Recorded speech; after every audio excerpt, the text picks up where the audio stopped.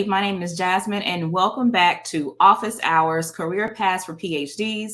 This is a series for people with doctorates who want to explore all of their career options, even if they're outside of the academy. I'm here to ask all of your burning questions to scholars who are brave enough to take the leap. Before we get started, make sure you hit the subscribe button, and if you feel led, share this with a colleague or a friend who could use it. I am so excited today to introduce Dr. Lara Ayad. And she received her PhD in art and architecture from Boston University, and she is currently a communications and research consultant. I'm going to bring her to the stage. Hello, how are you? Hi, Jasmin. I'm good. How are you? Wonderful. Thank you so much for joining me tonight. I am excited to speak with you as I'm always excited to speak with our guests, but you have such a unique story that I can't wait to get into. So we like to do what's called the journey into the wild. And so I want to just kind of talk about just your journey. So tell me, when you were starting your doctoral program, what did you want to do with it once you graduated? Yeah, I had a very clear vision of what I wanted to do with my PhD, which was to go on the tenure track, become a college professor, teach art history classes. And I started off when I was an undergrad, I started my first year or so as an English major because I really loved writing. And I started taking undergraduate courses in art history, like history of pre-modern South Asia and Africa and ancient Egypt and China and all these things. And because of my interest in so many other cultures and learning about other cultures, I think that really propelled me to want to switch my major and go into art history. And actually, I went to George Mason University, so I was like right around the DC area, which is great. So that's kind of how it started. Okay. Now, once you started your doctoral program, what did you see as when was the moment where you had this shift in terms of not necessarily wanting to go into the tenure track? Where did that happen? Yeah. Well, the shift happened after I got onto the tenure track. So this is kind of interesting. Like, this is an interesting question that you asked, Jasmin, because I'll back up a little bit. Like, when I see other PhDs and former academics talk about leaving and read quit lit and all this stuff, usually more often than not, these folks were trying to get a job on the tenure track, but were stuck adjuncting or being visiting assistant professors. And, of course, like, the academic job market is just absolutely ridiculous. The amount of PhDs that come out in the United States in particular. And then they write about leaving and then finding a job in industry. But for me, you talk about the journey into the wild, and I'll get to that in a second.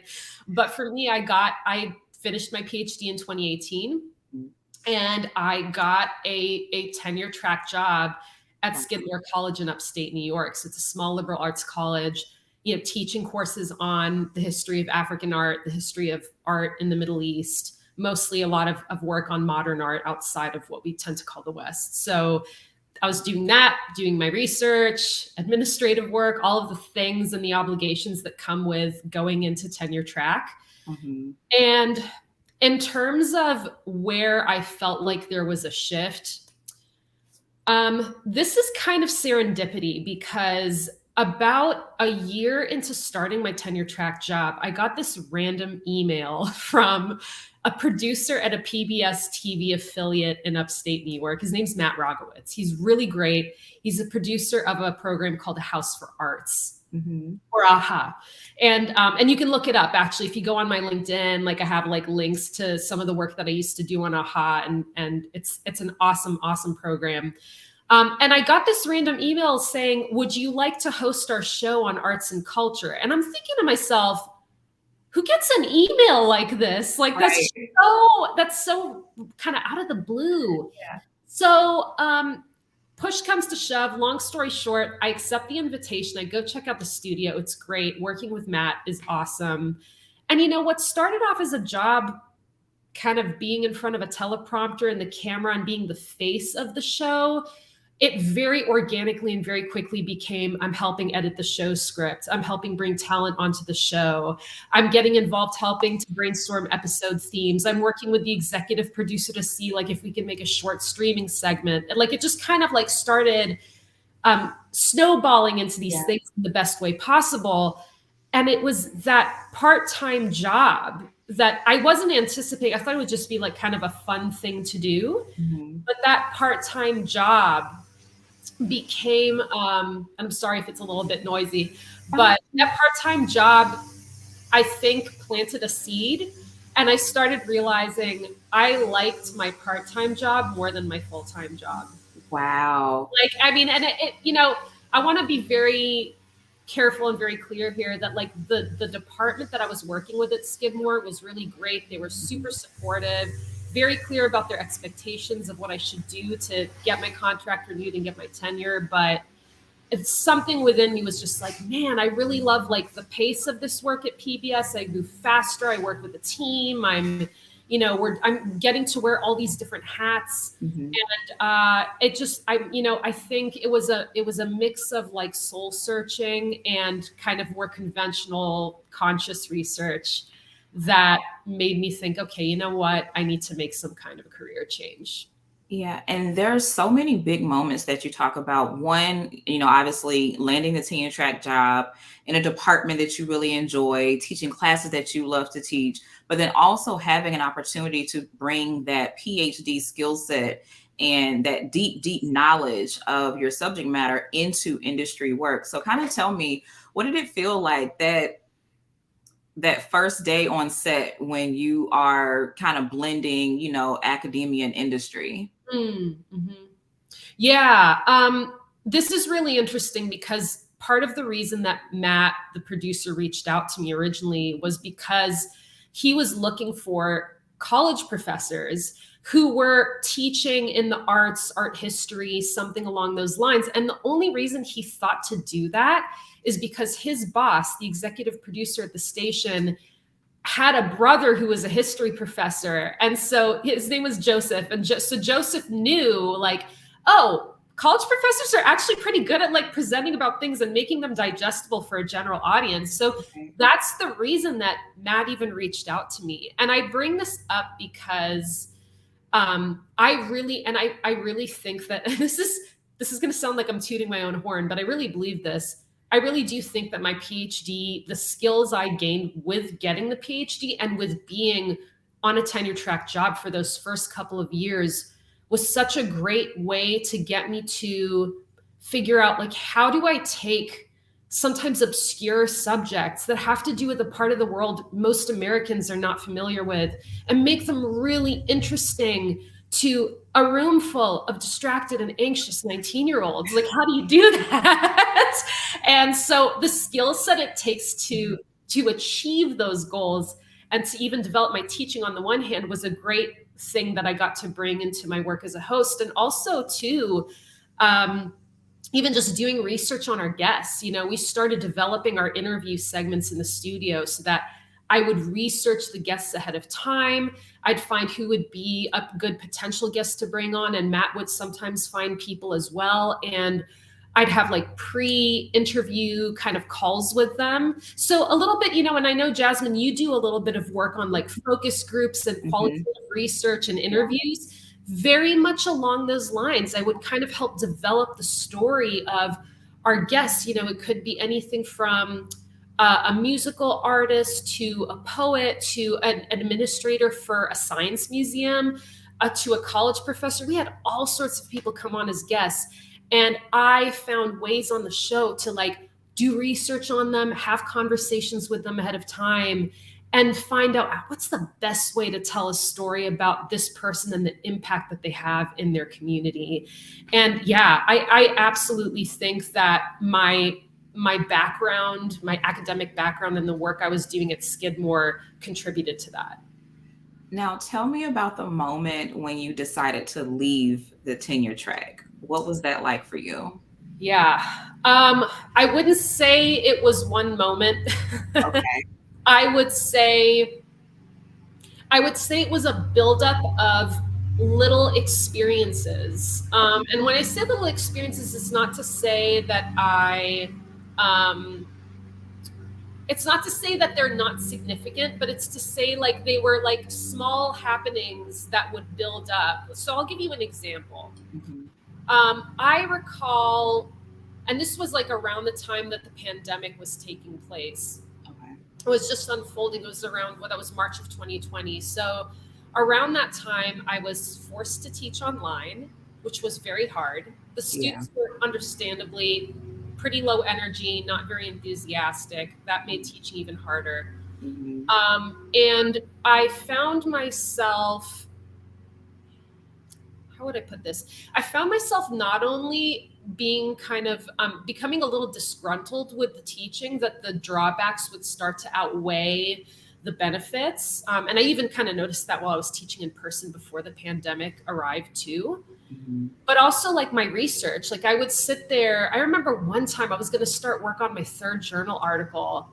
And usually when I start a journal article, I start with my primary source, which is the artwork itself. And that's like my favorite part of the research, is like starting with the artwork and, you know, analyzing it and understanding both its physical properties as well as its symbolic meanings and the questions that I could ask of that. And I usually get really excited during that phase of the research. And I sat down to start my third journal article and looking at the artwork reproduction on the screen and just kind of feeling nothing. And it's not so much that, like, you know, I was doing my PhD on modern Egyptian art, and I was writing a lot of my journal articles about that, like the place of modern Egyptian art in Africa and African art history. And it's not as if that topic still doesn't motivate me, it does. But there was something about the goal or the process of doing this kind of work for academic publishing and the process of that just, it lost its glimmer. It just totally lost its energy. And I tried to like repeat, okay, let me sit down tomorrow and try this again. Let me sit next week and try this again. It was just the same thing over and over. And so it was like the accumulation of experiences like that I think really, really started to tell me, you know what, something's wrong. Something isn't right here. Now, this next segment is called Nuts and Bolts, where we get into just how you were able to make that transition. So tell me, you have this moment or these series of moments, and you realize that, okay, something has to give here. What's your next step after having these series of revelations? Oh my gosh. My next steps kind of felt like I was taking a step forward, then a step back, then a step to the side, and then the other. And I don't want to draw out like at a potentially obnoxious metaphor, but it's more just to say that literally is what it felt like. It didn't feel linear at all. I think some of the things I did included, and I'm trying to remember here, one of the first things I did was to read some books like Quitlet, basically, about leaving academia. So like Chris Catteran's Leaving Academia, the book called what are you going to do with that? That's like one of the kind of the early veterans in terms of books about leaving academia. So I started with that. I kind of was like doing some of the things they advised to do, including sort of exploring what are my values? Like, what is it that I want my everyday life to actually look like? And I wrote in a journal about this. So that's one of the steps I took. Another step that I took was then starting to reach out to other people that have left academia, or even other people that I know really well that just work in industry on some level or didn't do the tenure track. I just like call them on the phone, or I'd reach out to them on LinkedIn, and I would just have an informational interview. And that's one of the pieces of advice I think that Chris Catteran gives in his book is, you know, hold these informational interviews. So that was really helpful. And it made me feel, you know, at when people were still not seeing each other in person during the pandemic, like this was a really important way to feel connected to other people and feel like I still have some type of at least a virtual social life, right? But they also gave me extremely helpful advice and acted in some ways sort of like a preliminary support group in a way. Yeah, I think it's interesting. So I defended my dissertation April 24th, 2020. So I feel like there were lots of, coming to Jesus moments during the pandemic where we're just trying to figure out, okay, like, so what are we doing? Not Yeah. sure what I want to do. So I think that was definitely a pivotal moment for a lot of people. So once you have these conversations from, just your network and also reaching out on LinkedIn, what were your next steps after that? Yeah, my next steps after that, and some of these things overlap, by the way. Like I was reaching out cold to people on LinkedIn while I was trying to develop my resume and rewrite it and then apply for jobs. And frankly, like many of the jobs I applied for at this early stage were jobs like I was not qualified for because in part I wasn't really I didn't really have a sense yet of where I fit into the larger picture of, say, I don't know, marketing and media development for HBO or something like that. Like I wasn't really yet like having a fully grounded, realistic sense of where I fit into that.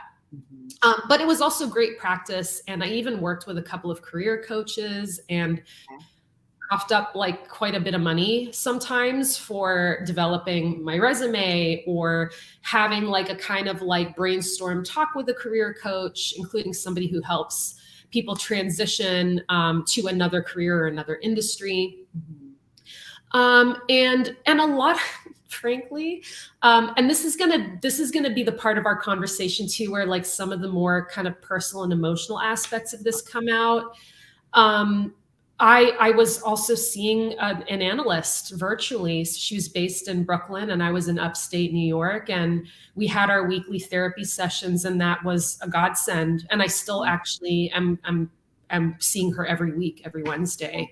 And I think I say this because I really think it's important that besides friends and family, having a therapist or having an analyst is a really helpful support source. And that and just like really kind of checking in with myself and doing that soul searching every now and then.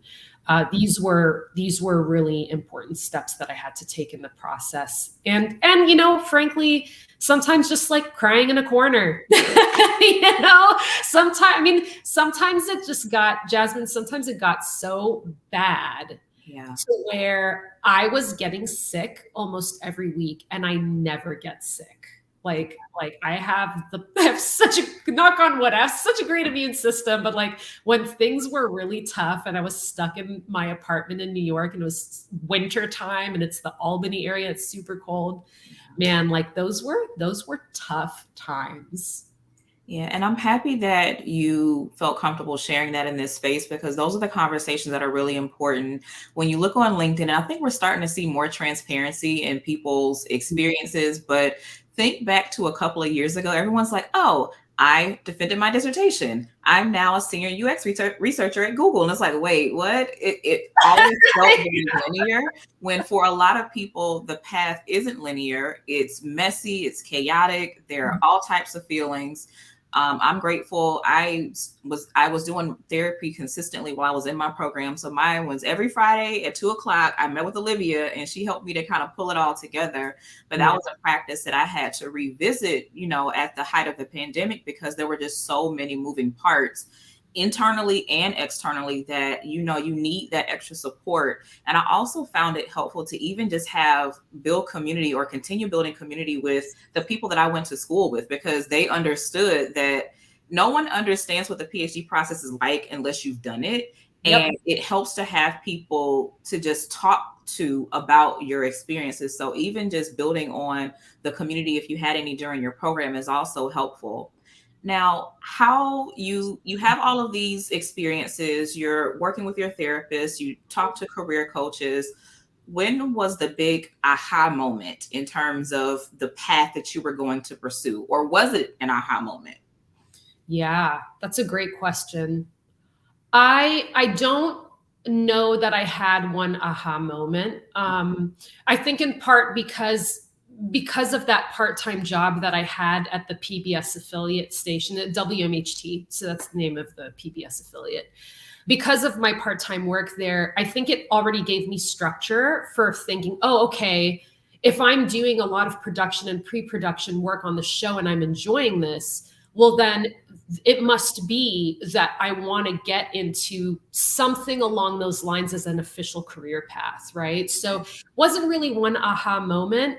I think it started to build up over time. And I will also just say, like, one of the other things I would kind of do on the side to support myself, and this is answering your current question, is I would start screenwriting. Like I would just like start practicing like writing scenes and episodes for a series. And you know, I got through like one or two drafts of one or two specific scenes, and I would write, you know, a kind of I would write a kind of synopsis of the different characters and the tone I'm going for, and a tagline and a log line, all these things. And I was learning from other active, experienced screenwriters, you know, virtually and on LinkedIn, on Facebook groups and stuff like that. Like as I was doing this, this has got to be like a 1.5 to 2 year long process, right? Just kind of like re-shifting and recalibrating the way that I'm seeing the world. And I think something like, say, the screenwriting, okay, yeah, it's professionally relevant because I'm thinking about going into production and this media-based storytelling, but it's also a creative process, right? So I think getting involved in some type of creative project, and that can be anything. It could be writing some fiction. It could be cooking an awesome meal. It could be, you know, planting a garden. It could be writing a song or whatever that may be. You know, even if it doesn't necessarily have anything to do with your career path in any way, it's important to have that space where you can push yourself out of your comfort zone and make mistakes without the consequences being so dire, if that makes any sense. It does. Now, I'll jump in quickly. Talk to me about the identity crisis. A lot of people we've had this conversation with our past guests where they talk about, and Dr. Rebecca Constantini, she did a great job of talking about her scholarly identity versus her industry identity. Tell me about the shift in identity as you're going through this process. Yeah. I don't even know necessarily that I fully shifted either quite yet, or if I ever will, because okay, so let me clarify. I think to a certain extent, like I've finally climbed out of the hole of I am an academic. Okay. But I do still, and with pride, I do still say I am an art historian.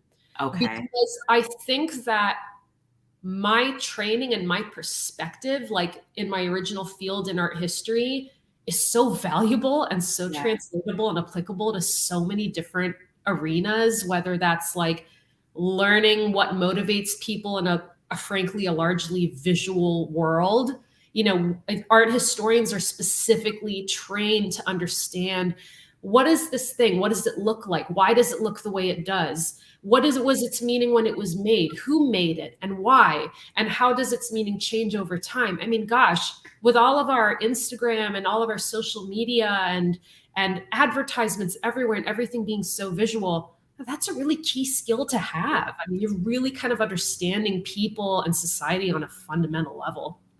And it's not to say that you need an art history PhD in order to do some of those things, but it's more just to say that, like, with the training I had, I was especially adept and practiced a lot at doing these kinds of things and understanding culture in that way. So I don't know that I've eschewed some of that traditional identity as an art historian.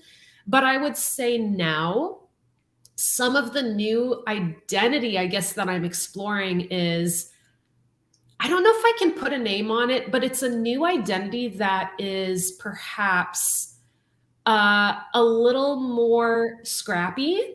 Okay. And also one in which, and I guess this has to do with values, like one in which I'm realizing, like, oh, I really like the freedom and flexibility of my time and my schedule. Yes. And I really also, a big part of identity is also like, how are you developing your life depending on where you live? right? So what's come with now leaving the tenure track is geographic autonomy. Yes. Like how I get to choose where I live. And granted, I came to Los Angeles originally for the purpose of building a career in entertainment, but also I now am realizing after I moved here, I realized like, oh, I can live in a city where I can like go to the beach and then go for a hike and then go skiing like within the same day and then go to like a Michelin star restaurant if I wanted to. Like if I obviously for it, but that'll come later. But it's all just to say that I haven't really like pinned down what my new identity is yet, and I'm not sure that identities stay fixed or stay frozen for very long. Yeah. But I think I've gotten clarity on who I am to a certain extent. Sorry about that. No, and I think it's so interesting because having this idea of geographic autonomy and also freedom in your schedule. So what does your life look like now in your current work? Yeah. Well, the work that I'm doing right now, I'm doing some freelance support work and consulting for an interior design firm that's located in Florida. And full disclosure, part of the reason I was able to get this work doing data entry, helping designers develop their specifications for procurement. So basically like helping them organize and categorize their finishes, furniture, and all of that. I've also helped them develop client-facing pitch decks, and very much at like the turn of a dime. And my mother is an interior designer at the company. My uncle owns the company. And, when I was still early on in this process and my resumes weren't getting any bites and I was applying for jobs, me and my family were just kind of sitting there like, well, why don't you do this in the meantime? Okay. Help out the design company while you're figuring things out. And, I want to be fully transparent and share that because, I think I started out in this process thinking, oh, I'm going to apply for jobs cold to these strangers that are going to look at my resume and they're going to get a great job and I'm going to move up the ladder. And like, it was going to be this really neat and clean sort of linear path. But sometimes it just doesn't work out that way. Yeah. And I want to share that. And I know I'm going off on a little bit of a tangent. No, sure. Go ahead. But I think that sometimes you need to find the help where you can, right? Sometimes you need to recruit your friends and family to like give you that support in some way or another as you're getting your footing. Yeah. Right. So I don't know if that we can kind of come back to your question too. No, I think that's great. And I think it's also important to be open to opportunities so that when they come along, you can recognize it as an opportunity and not just something to, pass the time. So being intentional about being able to evaluate opportunities. What was your process like if I'm understanding you correctly, you went from tenure track and you were working part-time to consulting work. So what was that shift like for you? Yeah. Well, I had to stop working at my part-time job at PBS because I was relocating, right? I mean, they were based in upstate New York in Troy. And after leaving Skidmore, I was then at WMHT. I continued my work at WMHT for about, I want to say, it was roughly for like yet another year. And something to keep in mind too is like while I was working at Skidmore in my tenure track role, I was also hosting the show at PBS. So it was a really busy schedule. And I was serving on the board of directors for the College Art Association. So it was pretty bananas. So in a way, it was like there was kind of a hard stop to my part-time gig. And then when I moved to Los Angeles, this was April of 2022. Later in the summer in August, I then hopped on to doing this freelance contract work for IDDI or ID and Design in Florida. Okay. And in terms of like what my everyday looks like, that was the question you asked. it kind of goes in fits and starts. Like sometimes I'll get a message from a designer like last minute, like, okay, we really need help with this. Can you help with this? I'm like, I can start it in 2 days and I can do this, or yes, I can hop on this right now. And I've worked on projects that are like, really massive and they took like a month and a half to 2 months to do, to like much smaller scale ones that will take barely a week. But I will just say, like, I do fill my other time with going to networking events, going and meeting with my friends, getting outdoors, going hiking, cooking and doing the kind of like the normal everyday things as well. And I think that's really important to like cultivate other interests and other aspects of your life in the midst of making a transition like this. Yeah. And that I want to underscore, if I had a flashing red light for what you just said, it's so important, because what I've noticed is that within academia, it's easy to just throw yourself into it, where you are living, breathing, teaching. Yes. You are always on campus. You're doing office hours. You're always writing. And so being able to create a life for yourself outside of the classroom and outside of the institution of academia is so important, because, well, one, it's healthy. Life is meant to be lived. And it's important that you're able to really take advantage of all the experiences that you can have now that you're on the other side of the PhD. Yeah. I remember when I graduated, I felt like I would be starting all over again. Just, okay, so I'll get a job in academia and then I have to start at the bottom of the totem pole and then work like crazy to get to where I want to go. And just even that perception of it, it was a bit scary. It was a bit exhausting. I was just kind of mentally over it. So that helped me to create a separation of myself from the work that I did, so that no matter what happens with my work, I know who I am. I know what I need to be healthy. We also talked about earlier, creating your own definition of success. And that's not just about how much money you make. It's not just about your career path. I know for me, my definition of success is having autonomy in my day, being able to go sit on my porch when I want to and just kind of rest and then, wave to my neighbors. That's for me, that's my definition of success, because that's what makes me happy. Another big piece of the communications work that I've had a big impact on is actually creating that client-facing pitch deck for IDDI, for ID and Design. It was sort of like a last-minute effort. We had to get this thing done, and they were enlisting some other people to hop on this. And I was like, okay, I can do this within 48 hours. It was a lot of work, but everybody was really great, and the head of studios was like super helpful. But I went and made this pitch deck with beautiful images and designs that were provided to me, and I made the deck, and we won the sale to the client, and they bought the project from the design firm, which is awesome. So I would say those are some of the things I'm doing. And then in terms of like kind of exercising my muscles for communications on a daily, smaller level is keeping up on my LinkedIn, keeping in touch with my contacts, and also like going to an industry and entertainment mixers that are taking place every now and then. And I like to go show my face, meet new people, talk to the recruiters. And by the way, this is actually like a little piece of advice that I just want to fit in now. Like, if there is a job fair or a mixer or a networking event of any kind, especially if like a company that might be hiring is hosting it, bring a paper resume. It will make you stand out.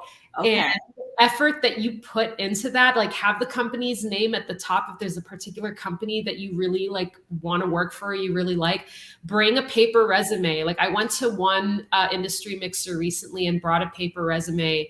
And the recruiter told me after, he's like, nobody else did something like that, but you went and you brought this thing, you introduced yourself. You shared a bit about like what skills could help us solve particular problems that we're actually dealing with. He's like, and I wanted to schedule a phone call with you right away. Okay. So yeah. So I would say, rather than send resumes and cover letters cold into the black hole of the internet for like years and years and just never hear anything back. Yeah. I just personally think like face-to-face interactions with people, they yield a lot more fruit, even if you don't get that job right away, or even if nothing has come into fruition just yet, you just get a lot more traction with that type of work. Right. And I'm happy that you brought that up. So even thinking about some of the shifts that you had to make from CV to resume, what did that look like for you building out a resume with all of this? Well, you did have hands-on experience, but how did you translate that academic work into a resume?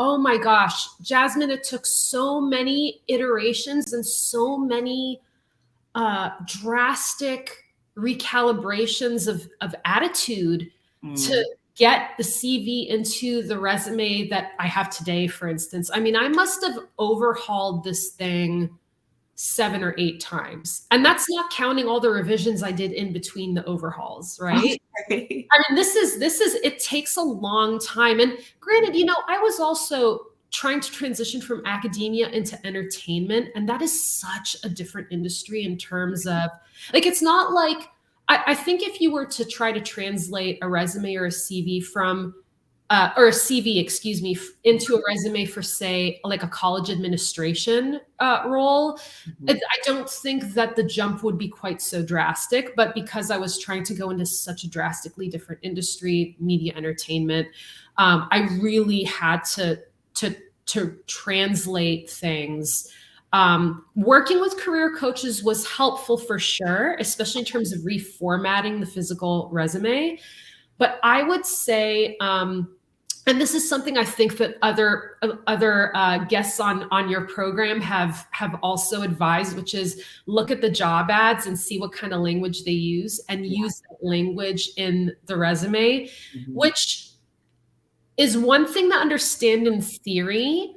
But like one of the big challenges of doing that is like even understanding their language, right? Like what are they insinuating is the problem they need solved by saying must be able to analyze or evaluate KPIs, key performance indicators. Like what does that even mean, right?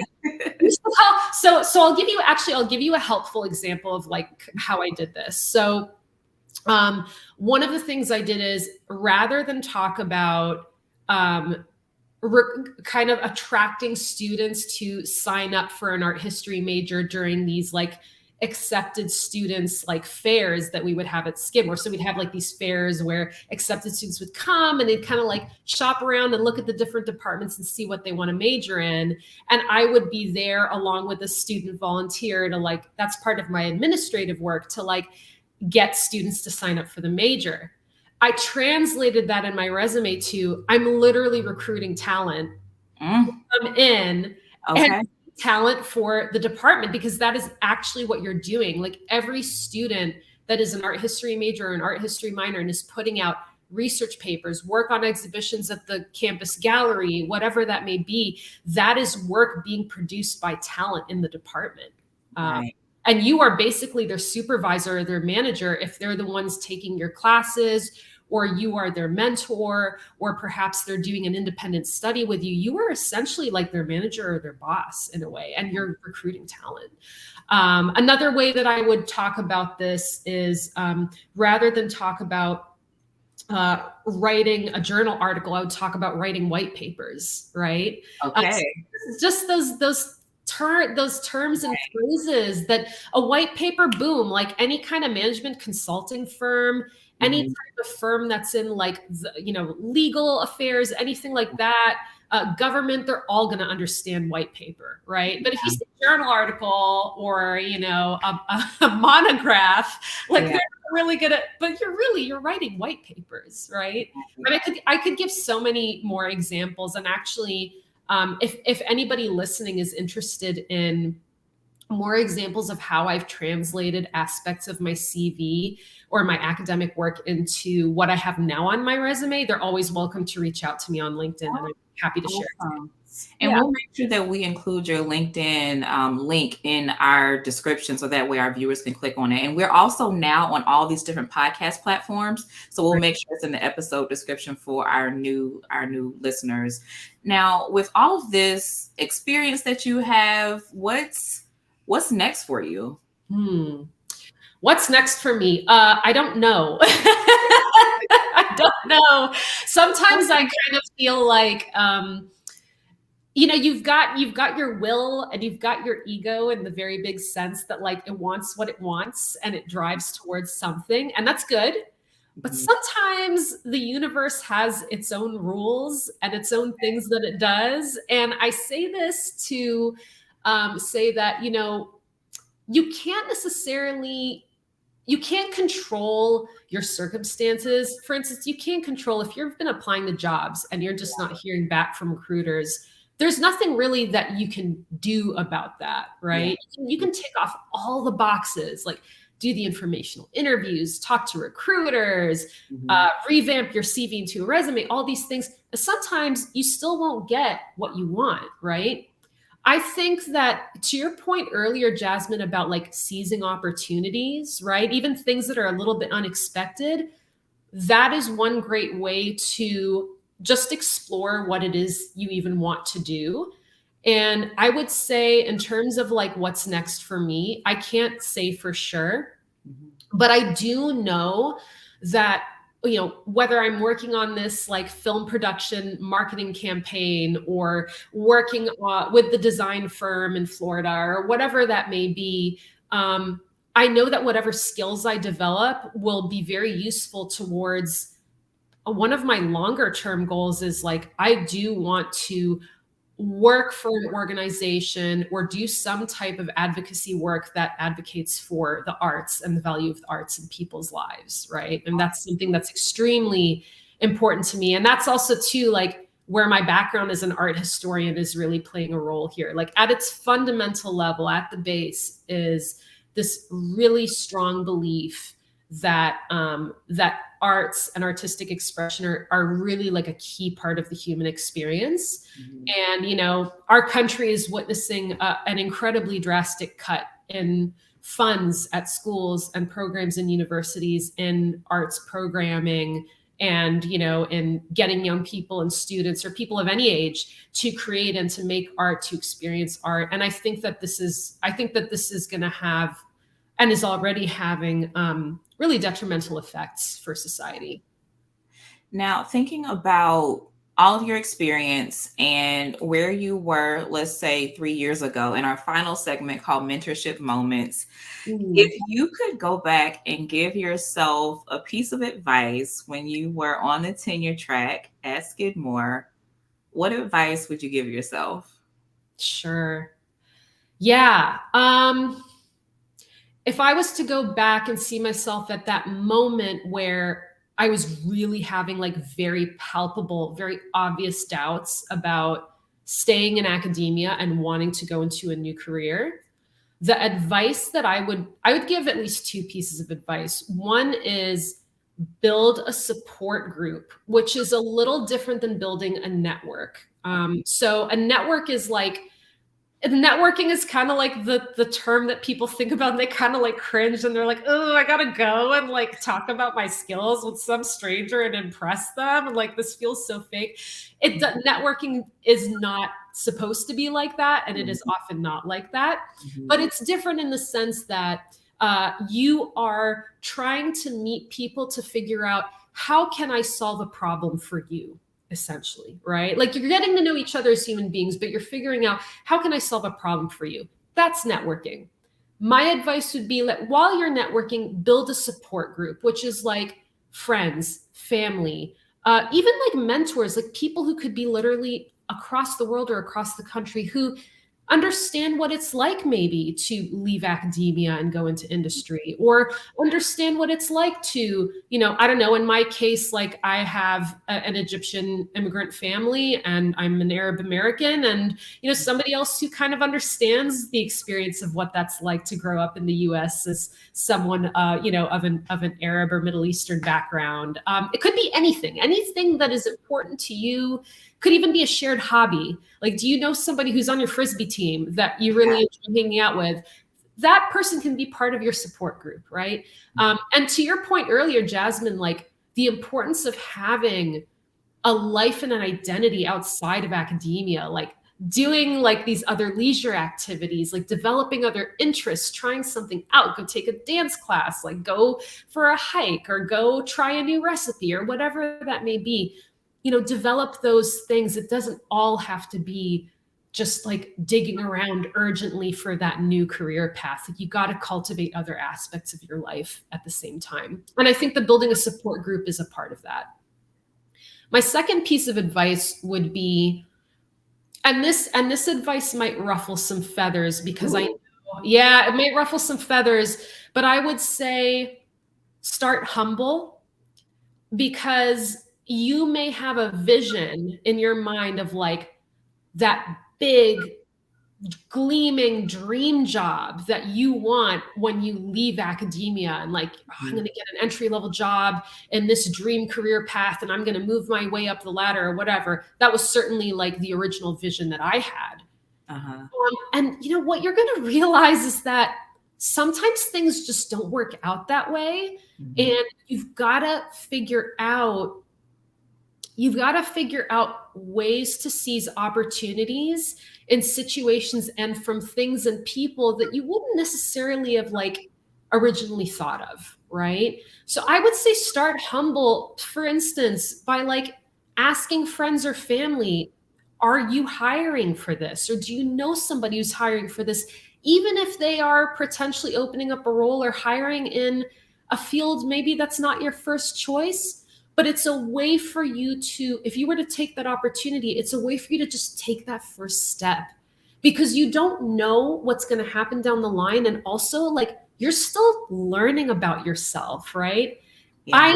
For me, I have surprised and shocked myself many times. And the reason I say this advice might ruffle feathers is because, and rightfully so, I hear a lot of former academics that quit and went into industry say, you only made 40,000 or 50 something thousand at your, entry level tenure track job or your VAT position, but really you could be making six figures at a Deloitte. It's like, okay, great.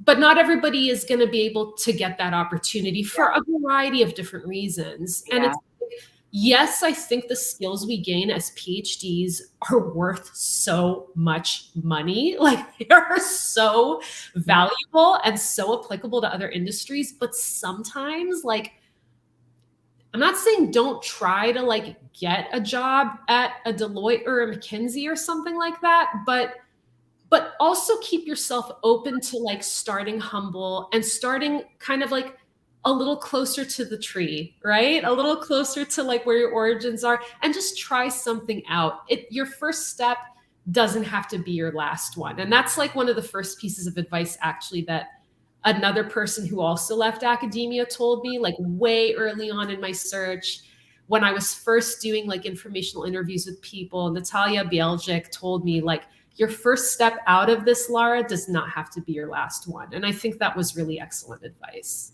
Yeah. And you brought up a great point about, not everyone's going to get the job at McKinsey or these, I don't know if it's the big four, the big whatever consulting firm. The big four that became the big three.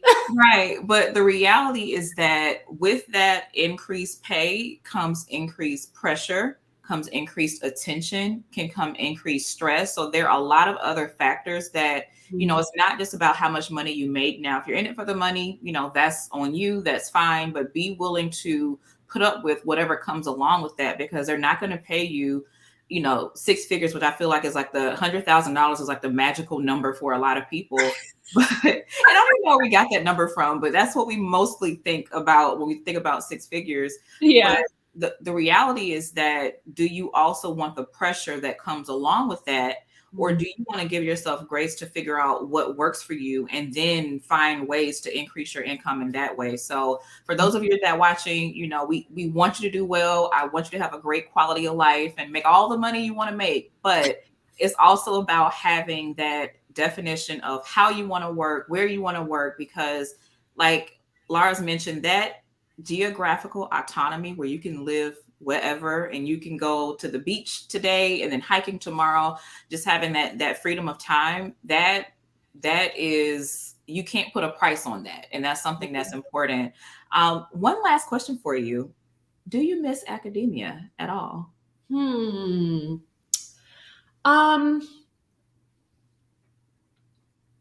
I think there are aspects of academia that I miss. I don't know if I miss the whole enchilada.